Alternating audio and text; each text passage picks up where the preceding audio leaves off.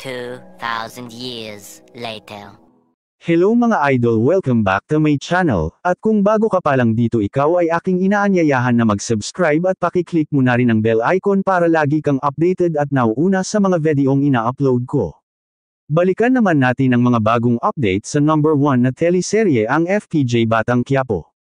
Nakatakas na sila primo sa mga humahabol sa kanila. Nakita naman nila Tinding at Noy Sirigur na kasama si Lena na magkahawak pa ng kamay. Sinabi naman ni Bubbles na kailangan na nilang makabalik sila sa selda. Dahil kung hindi sila Chief Espinas mismo ang hahanap sa kanila at pati mga kaibigan niya ay papatayin din.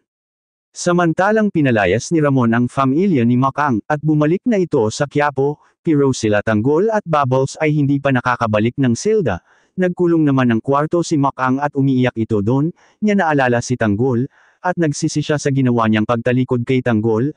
Tuluyan na kayang maghiwalay sila Makang Ramon, bumalik pa kaya sila Tanggol at Bubbles sa kulungan yan ang ating aabangan dito lang sa FPJ Batang Quiapo. Hanggang dito na lang, God bless you all.